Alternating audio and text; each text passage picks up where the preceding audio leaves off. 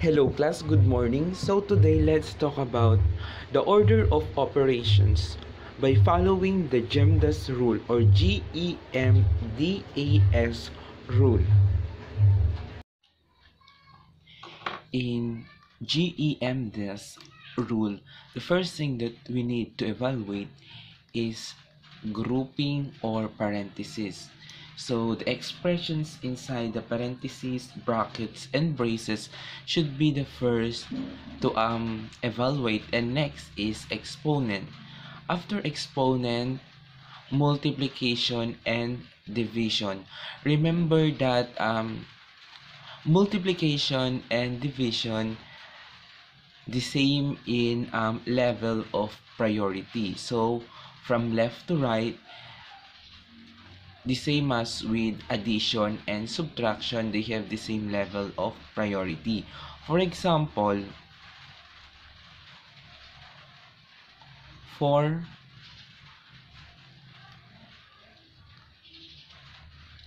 divided by 2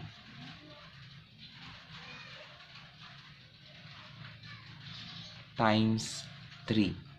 So in this case, even that the division sign comes first before multiplication, we should start from 4 divided by 2 because multiplication and division has the same level of priority, and we should solve it from left to right. So 4 divided by 2 is 2 times 3, the answer is 6. 4 divided by 2 times 3. So, it's not 2 times 3, 6 divided by 4. This is wrong. And another example in addition and subtraction. So, 5 minus 3 plus 6. So, even that subtraction comes before addition, we should evaluate first 5 minus 3, the answer is 2, plus 6, then it is equal to 8. And you should not do it 3 plus 6, 9, minus 5, the answer is 4. This is wrong. You should not always depend on MDAS, the arrangement of the letters in the rule or in the mnemonic. So you should consider also from left to right, and multiplication and division the same in level of priority, addition and subtraction the same in level of priority. Here is our first example, 21 minus 2 cubed plus 4. Since we do not have any grouping symbol, then we proceed to exponent. So if we evaluate 2/3, it can be written as 2 times 2 times 2. So 2/3 is equal to 8. Then copy the remaining digits and signs.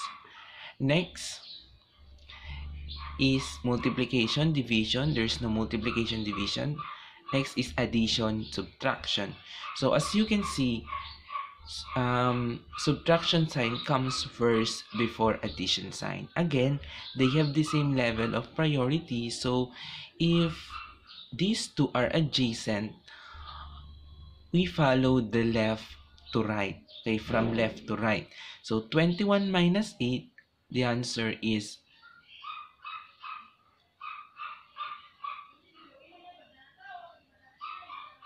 13 plus 4.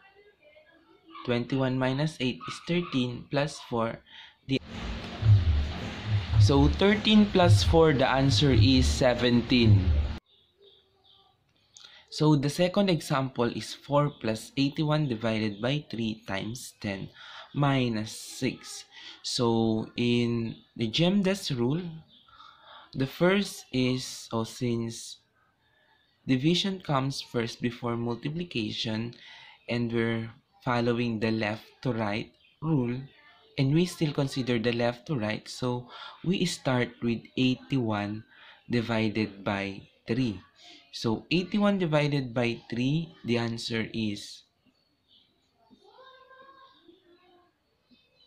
2 times. So the answer is 27. 27, then bring down. Okay, so we have now 4 plus 27 times 10 minus 6. So as you can see, multiplication comes first before addition and subtraction. So we should multiply it first. 27 times 10. So the answer is 270. Okay, then copy 6 and plus 4. So the next step is, since we're done with division, then proceed to addition and subtraction. So let's add first. 4 plus 270, the answer is 274 minus 6. 274 minus 6 is 268. So the value of 4 plus 81 divided by 3 times 10 minus 6 is 268. So next example is 9 times 7 minus 30 divided by 6 minus 4 plus 2. So in this case, since there is the operation between multiplication and division, we can group these two. So 9 times 7 minus 30 divided by 6 minus 4 plus 2. Okay? So you can only do this putting parentheses if there's an operation between multiplication and division. So now let's start to evaluate by evaluating first the parentheses, or in the parentheses. 9 times 7 is 63. 30 divided by 6 is 5 minus 4 plus 2. So after that, then we can proceed to our next step. So 63 minus 5 minus 4 plus 2. 63 minus 5, the answer is 58. Then copy minus 4 plus 2. 58 minus 4 is 54 plus 2. Then 54 plus 2 is 56. So this is the process. You can group multiplication and addition if there is another operation between them. So next example, 6 plus 3 times 8 plus 25 divided by 5 times 3 square. So we can start by grouping. So parenthesis first. 3 times 8 is 24. 5 divided by 25 is 5. Then copy. Then the next thing to evaluate is the exponent. 3 square is 3 times 3 equals 9. So 9, 5. This is addition. I will just clarify, this is addition. So after that, 6 plus 24 plus 5 times 9. So what is the next step? The next step is multiplication. 5 times 9, the answer is 45.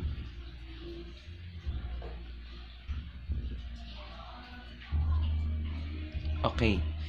6 plus 24 plus 45, we can solve this as 1. So 6 times plus 24, 30, plus 45, the answer is 75. The value of 3 plus 6 times 8 plus 25 divided by 5 times 3 square is 75. So the next example is 3 times quantity 5 plus 4 minus 4 square plus 2 times 7. So in this case, let's start with grouping.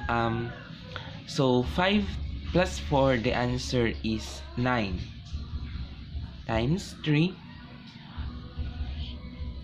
Then copy 4 square plus 2 times 7. Then the next step is 3 times 9, the answer is 27. Then copy 4 square plus 2 times 7. Then the next is exponent. 4 square, 4 times 4 is 16. So 27 minus 16 plus 2 times 7. Then the next is multiplication, since we do not have addition or so on. 2 times 7 is 14. Then copy the remaining digits and signs. So here, 27 minus 16 plus 14. So again, addition and subtraction has the same level of priority, and we should evaluate it from left to right. So 27 minus 16 is 11.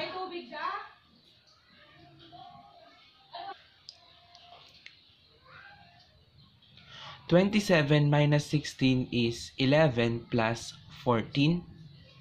So 11 plus 14, the answer is 25. The value of 3 quantity 5 plus 4 minus 4 square plus 2 times 7 is 25. So here is our last example. 2 cube minus quantity 10 plus 6, close parenthesis, divided by 4 plus quantity 20 divided by 5 times 3 plus 9 minus 2. So let's start with grouping. So 10 plus 6, the answer is 16.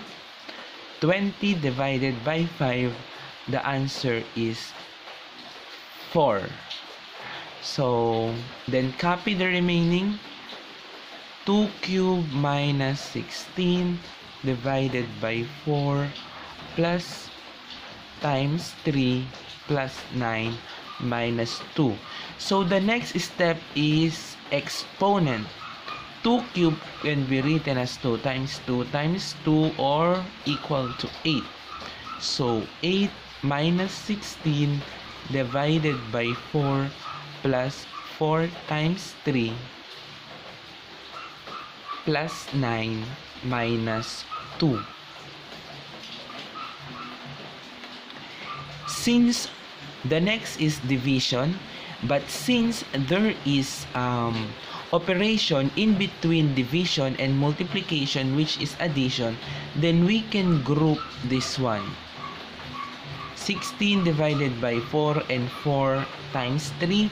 Then let's proceed in evaluating the parentheses. 16 divided by 4 is 4. 4 times 3 is 12. Then copy the remaining digits.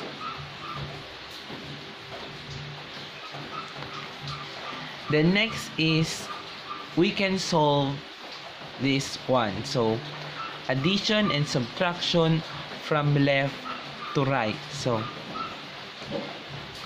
8 minus 4, the answer is 4 plus 12 plus 9 minus 2. The next is add. 4 plus 12, 16 plus 9 minus 2. 16 plus 9 is 25 minus 2. The answer is 23.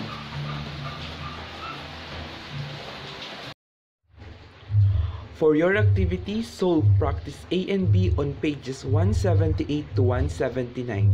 Take a photo of your answer, send it via private message. Deadline December 2020.